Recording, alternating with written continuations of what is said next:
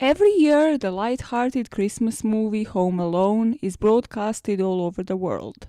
But whether you wanted Kevin to defend his home or you sided with the antics of the wet bandits, every single character in this movie committed some serious offences. Would the 8-year-old land in jail, and exactly how long would Marv and Harry serve? And a question to top it all off: how responsible were Kevin's parents for leaving him in the predicament in the first place? Listen, fuckers, because I brought you the episode on Ilan School for actual Christmas, you have probably seen the reconnaissance in me by the end of it, how I realized what I have done and how depressing the whole topic is. So today, I'm going to dive into, well, hopefully this is an actual freaking Minisode that I don't speak about for hours, on actual Home Alone that I haven't even rewatched for this, okay? But hear me out. I watched the Legal Eagle video on it. We're talking laws today here. And I just want upfront to say that I'm not a lawyer myself. So everything in here is either from Google or the Legal Eagle video, which is Illinois law. So we're going to be speaking about the couple of huge crimes that happen in Home Alone 1, the only one that is worth watching in everybody's opinion around the world. And we are going to be speaking about the laws and the penalties rather that all of those people, Kevin, his parents, and the wet bandits would have gotten for the major offenses that they have committed throughout California, Illinois, because they're kind of on the opposite side of the US, so you get that spectrum, and then here in the UK. That was somehow one sentence. For the information in the UK, there was this whole tweet thread that I will be posting if you're watching this on YouTube, and this guy basically is behind that book, The Secret Barrister, I believe, and he has been just rewatching it, breaking down the laws, because some people, you know, if you're an actual lawyer, you can do it from your own head, wild. How do lawyers actually do it? Just a sideline before we dive in. There will be a timestamp here. But I just have such a fish brain, like literally even on a case, I cannot tell you like the case that I have covered a year ago in detail, and then there are lawyers that are literally remembering penal codes out there and just have them live rent-free in their head. Like, do you have space for anything else? I just don't know how you do it. You let me know in the comments. We are starting off with the offense of child abandonment. Is it a felony? Yes, very much so. Kevin shouldn't have been in this predicament in the first fucking place. Like, how? How do you forget an actual child at home? I know that this is the whole plot of the movie, but there needs to be a proof when it comes to this offense that they have done this knowingly. And this is where the viewers of this movie might agree or disagree. However, even if you think like, well, you should, do the head count on the children before you go onto the plane, you should notice it at the airport. There are a couple of steps there where they should have noticed that Kevin was gone. You can also see how they were witnesses on the plane that have seen the mom, like the horror in her voice, in her eyes, as she woke up and screamed the name of her son upon her realization. So if this was to have gone to court, well, there would be witnesses to testify to that. And then, of course, like the parents, the kids, there would be people to testify that this wasn't done intentionally. Depending on that, if this was to have gone to court in California for child neglect, that is considered a misdemeanor, they would have gotten either a year in county jail, a fine, a probation, or all three. Here probably it would have been just like a fine or a probation because of these alleviating circumstances. If we are to be talking about child abandonment in California, this is punishable by up to 6 years in state prison, fines, or probation. So here, very much the same thing. Now, Illinois, according to the Legal Eagle video, has child abandonment defined as when a parent, guardian, or other person having physical custody or control of a child without regard for the mental health or physical health, safety, or welfare of that child, knowingly leaves that child who is under the age of 13 without supervision by a responsible person over the age of 14 for a period of 24 hours or more. That was somehow one sentence. Laws are actually insane. I'm so happy I didn't study this. For this felony, you could face criminal fines up to $25,000 and a prison sentence between 2 and 5 years. Now moving here to the UK, and I have a love-hate relationship with the laws in the UK, especially referring to the Home Alone. It's not like I just go out of my way to Google laws in the UK on certain offences. Here, we're talking about Kevin and his parents in particular. And as you will hear during this episode, UK laws are generally more lenient than the ones in the US. I try to see as the reason behind that US has the whole gun control and the legalities around gun ownership. So of course the charges have to be harsher. However, when it comes to child neglect and endangerment or just abandonment, UK is a lot more serious than the US, which is the wildest thing. So adults can be prosecuted if they neglect a child by not giving them enough food, clothing, or medical aid. They can also be charged with cruelty if they ill-treat, abandon, or expose the child to hazards, which here we can argue that it kind of did happen. They put him in that predicament. He could have been hurt. He had to basically defend his whole house and himself. And if found guilty of this, the maximum penalty is a 10-year jail term.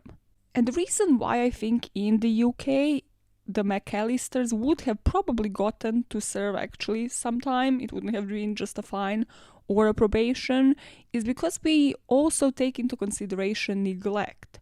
So speaking of neglect, we can see physical neglect here, which includes the failure to provide necessary food, clothing and shelter, and inappropriate lack of supervision.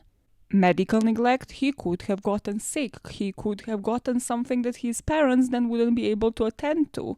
Educational neglect and emotional neglect. And even though I'm speaking only about the first movie here, this does get more and more serious because they don't abandon him just once. Because we have Home Alone 2, 3, and 4, if I remember. Who the fuck watched like Home Alone 4? So if we are to just focus on Home Alone 1, cool, maybe they wouldn't have gotten the full term of 10 years to serve here. However, if we take the more aggravating features of just continuous child abandonment, by the year 4, probably they would have spent the whole 10 years behind bars. Many people, including myself, would argue that Kevin's parents should have been charged for at least neglect, child endangerment because of what happens, but also because even though you can see that they have done certain steps once they noticed that their child was gone, that it wasn't intentional, it should have at least been treated as a misdemeanor, and for them to face at least some time behind bars. However, what they do after, with the witnesses on the plane, calling the neighbors and trying to figure out how to return from France to get back to Kevin. And on top of that, you also have to take into consideration that the McAllisters are white and wealthy. It's kind of hard to believe that they would actually serve any time in jail for this. So according to the legal eagle who has done the math, well, for child abandonment, that is a felony that they would have probably gotten up to 3 years, and for child endangerment, another 3 years. So 6 years in total, but this is their first time offense, they live a wealthy life, and they were witnesses to possibly support all of this, their attempts to return home, so at best, they would have gotten 1 year probation. Moving on to the wet bandits, Harry and Marv. Marv is the hairy guy, and Harry is the guy that looks like 90% of the Americans. Yeah, let's Let's start off with that. And here we have to start with something that people would consider a minor offense in a grander scheme of things, but this is what set everything in motion, and that is that Harry decided to impersonate a police officer in order to sort of go around the house, see for any entry points, and check when McAllisters are going to holiday. So he confirms that they're going to Paris. For this, in Illinois, Harry could be faced with misdemeanor charges of impersonating a police officer, and for that, Harry could get up to 3 years in prison. I guess what matters here is sort of the purpose, the motive, if you wish, as to why he did it. Because you probably have people that would impersonate police officers for a lot more nefarious things, like, I don't know, if you would just approach a child on the street to see maybe if they are vulnerable because you were a predator, or, if you are doing something like Harry, which technically could or couldn't really lead anywhere. He could have just been thinking of robbing a house, because Kevin was supposed to go with the whole family as well. He wasn't supposed to stay there, so this shouldn't have led to further offenses than robbery. In California, if he was to be convicted of false impersonation, this is also considered a misdemeanor, and he can be sentenced to up to a year in jail and also substantial court fines.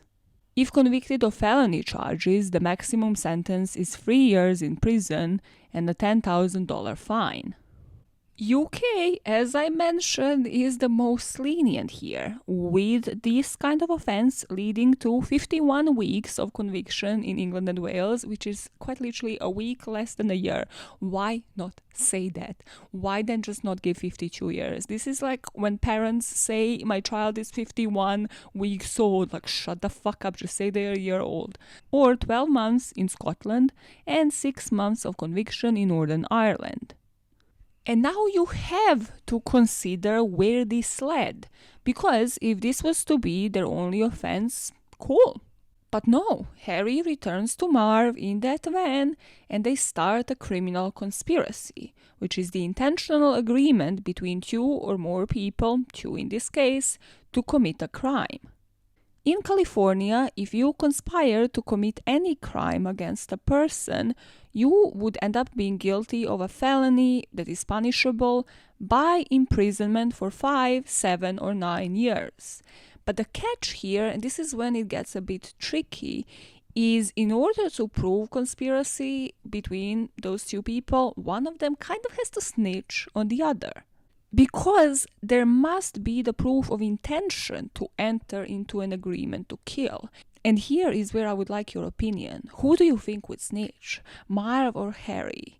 Some people have actually watched all of the movies. You might have profiled them very well. Like you might have profiled them a lot better than I would. Which one is a liability? Because none of them is, a genius. None of them has anything really in their head. So which one in this hypothetical world do you think would cave first? But if we are taking it up a notch and we are to discuss the conspiracy of these 2 men to commit murder, to do anything in order to get rid of Kevin and rob the McAllisters, well, in California, they would get the same punishment as first-degree murder. Illinois isn't really much different, because conspiracy to murder someone would be charged as a Class 1 felony. In cases of conviction, Class 1 felony is punishable by 4 to 15 years. Even the legal guy said that these are tricky because one has to snitch against the other, so one would, of course, have a more lenient sentence. But also the defenses that are usually used in these cases are, they're looking at previous offenses. Like, have they ever conspired? Have they ever been convicted before? Did they come in prepared? Was it actually premeditated? Like, did they buy the gun, or did they literally just sit in a van and discuss, we're gonna enter this house and the whole plan is first robbery. So you have to also consider intent. And the trick is, if you are charged for conspiracy, that at least one of the people involved needs to have carried out the act to make the crime happen. So, for example, if the two of them were to rob the house, they can't be arrested for having talked about it in a meeting, in that van, in the car, when, Harry has scouted the house and then returned to Marv. If one of them proceeds to buy things for the burglary, like firearms, different things to break into the house, then both of them may be charged for the conspiracy to commit it. Here in the UK, it would again be treated just like first-degree murder. So for conspiracy to murder a child, both Marv and Harry are looking at about minimum 30 years, maybe even a whole life term, meaning that they can't be released from prison. We know that Kevin, by the end of it all, ends up alive, well-developed psychopath by the end of it all. We will agree to disagree on that. However, Harry and Marv do lead this conspiracy somewhere. They do commit burglary. You might say, well, Kevin is doing a good job at defending his house, they don't actually end up stealing much, but the penal code in California defines burglary as entering a room, structure, or locked vehicle with the intent to commit a felony or petty theft inside. First-degree residential burglary is a felony in California, and the consequences are 2, 4, or 6 years in prison. In Illinois, you can look at this as the destruction of property, and the intentional damage to property that was made that was greater than $300 but less than $10,000 is a Class 4 felony. And Class 4 felony falls under 1 to 3 years in jail. On top of that, you also have to pay up a fine of $25,000, and all convictions in Illinois, if they're a felony or a misdemeanor, will remain on your criminal record. Even if the wet bandits were to prove that, they wouldn't have destroyed the property, they would have just robbed it if Kevin wasn't there, burglary is still a Class 2 felony, and that can result in the term of imprisonment for 3 to 7 years. In the UK, the maximum sentence that you can get under the Theft Act is between 10 and 14 years. They would have definitely served some time in prison for these felonies, and possibly even some on top of those, like aggravated trespassing, because they both threatened to hurt Kevin before they even entered the home. Then criminal threat charges by threatening to hurt him if they were to catch him, and then they even hang him on that hanger, like that famous scene from Home Alone, and of course they try to desperately do him harm as much as he is trying to prank them. On top of that, Marv, who is the dumber one and also the follower, usually chooses to leave the water in the basements of all of the homes that they break into. He has kind of a signature, and that in turn would impose some additional vandalism charges that can be brought against them. But on top of all of that, because they clearly have a pattern of robbing the houses in their neighborhood, they can also be charged for stalking. Stalking is defined as willfully and repeatedly following or harassing another person in circumstances that would cause a reasonable person to fear injury or death. And here they're stalking an 8-year-old boy, okay? They're stalking Kevin. So they're definitely getting this on top of everything else. In Illinois, for stalking, they would have gotten 1 to 3 years in prison and fines of up to $25,000. To which I put in the script, no wonder the streets are packed with Joey Goldbergs, because looking up the punishments for stalking is actually critical. It is actually making me die inside, because they're so lenient. In California, same thing. You can face up to 3 years in state prison, and the fine is even smaller, of up to $10,000. Yeah, let's just encourage it. Now, why don't we? Just encourage what we see on some of the most famous TV shows. In the UK, however, and this is where I started losing my shit, the maximum sentence is 6 months custody, unless stalking is proved to be racially or religiously aggravated, in which case the maximum sentence is 2 years custody. So in conclusion, how much time would the wet bandits have served? For the dozens of burglaries that they commit, 5 to 10 years. False personation, the whole cup situation that Harry has committed, up to 6. And then for attempted homicide on Kevin, 10 years. So in total, they would have definitely gotten out the most, 21 to 26 years. And we finally come to the real culprit of the day. Really, Maya? Really?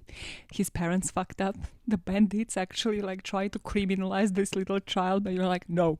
Kevin McAllister is a psychopath and I still stand behind it. And I'm supported by the internet. Listen, just Google Kevin McAllister. The first couple of Google searches that pop up are gonna be about, is he actually a psychopath? I swear there's analysis on this online, Reddit threads by actual psychologists being like, this is exactly why. This child didn't have to do this much. He really, really tried. To start it off with a quite innocent kind of crime, you could really say, retail theft. Remember, he's in a shop, some creep is staring at him while he's holding a toothbrush, and then he runs out, and the police officers are taking this as such a fucking criminal offense. They're literally running after him, he's resisting arrest. And hey, shoplifting is a crime. It is the unlawful possession of, or transfer, or carrying away of merchandise that's offered for sale at a place of business.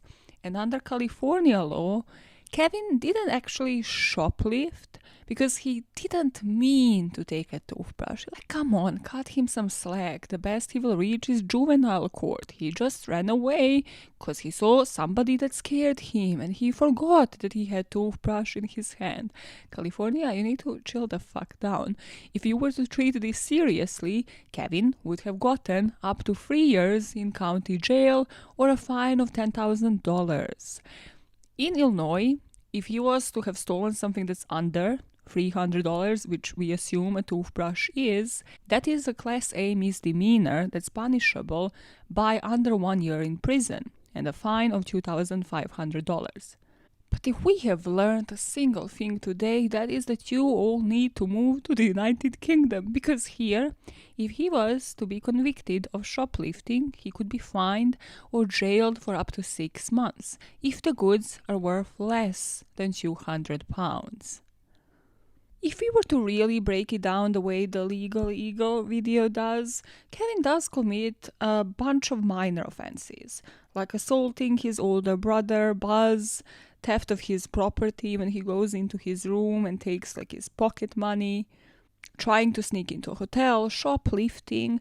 But we need to take into consideration that Kevin is dealing with some serious burglars here, and that is the offense that we are gonna focus on. He is trying to defend his property or his person, and that is what defense teams would have used had this ever reached the court. But if you're siding with the prosecution, which, hey, I'm gonna be working for the state, collecting the evidence in order to actually put this bitch behind bars, we are focusing mainly on the offense of battery, causing bodily harm to an individual, because that is what all of Kevin's pranks really focus on, whether it is for them to just simply slip and fall down the stairs, for burning to be caused, for the feathers to be just blown into Harry's face. So some of them would be humiliating, but some of them would be just simply deadly. The one that put me off forever from watching this movie is when he burns their face, and I was like, okay, this is getting a bit psychotic for movies that children watch. They're getting some ideas. If we're saying that kids are getting impressions because of the games that they watch, they watch violent games and they find them to be so impressionable, what are we setting them as an example by watching Home Alone? To start off, in the UK, for 2 counts of attempting to inflict grievous bodily harm with intent, Kevin would get about 4 years in detention. He might have gotten another 4 years, but we have to consider mitigating circumstances here. How young he is and that he is being threatened by these 2 men. And if it is your first offense, assault and battery generally carry sentences of up to 6 months imprisonment here in the UK and or a fine of up to £5,000. In California, the penalties for battery are up to 6 months in county jail. And now in Illinois, because this is the video that was done by Illegal Eagle, we have the most information. And we start off by speaking about when is non-deadly force justified. And that occurs when a person reasonably believes that force is necessary to prevent or terminate another's unlawful entry into or attack onto a dwelling, onto their building and property. In order for Kevin to believe that it is justified to use this amount of force to commit this amount of battery, he needs to reasonably believe that this kind of force is necessary to prevent a felony from being committed. But something that we neglect to mention is duty to retreat.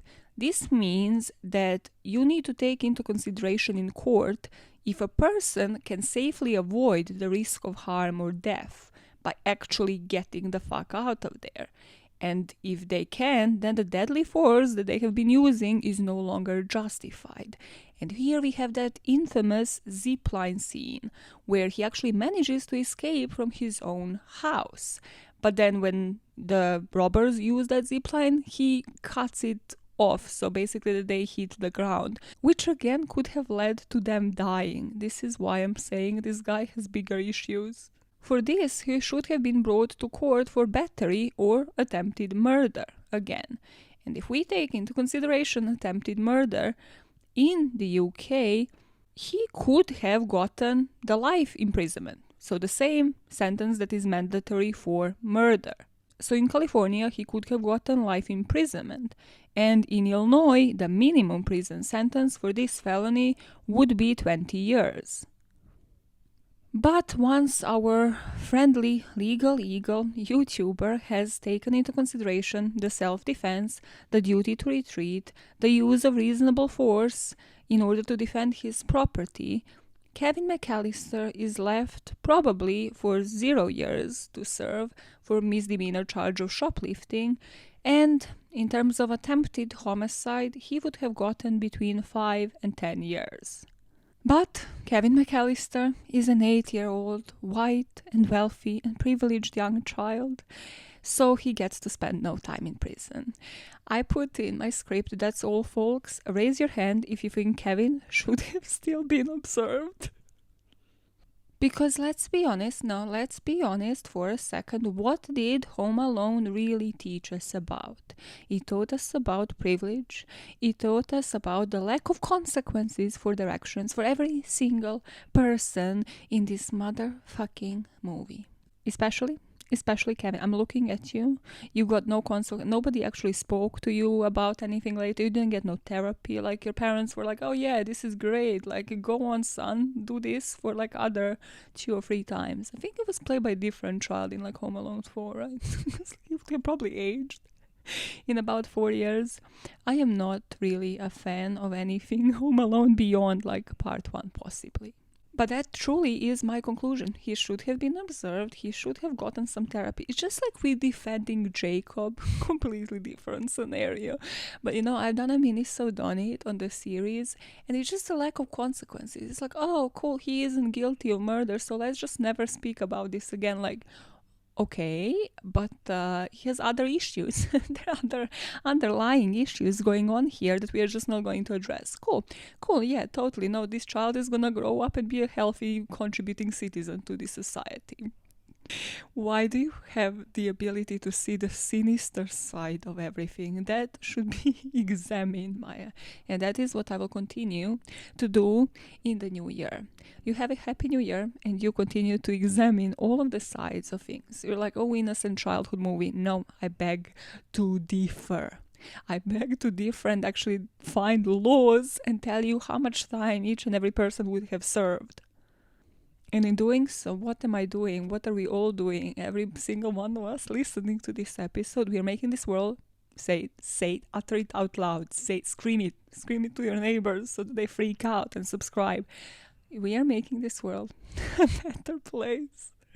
One motive at a time. And I will be seeing you in the new year. Oh, God. No, I took it off my chest. I feel a lot better now when I shared with the world my opinions about Kevin McAllister. Well, that's great. Glad to hear that. Do you feel any better? I fucking hope so. Bye, fuckers.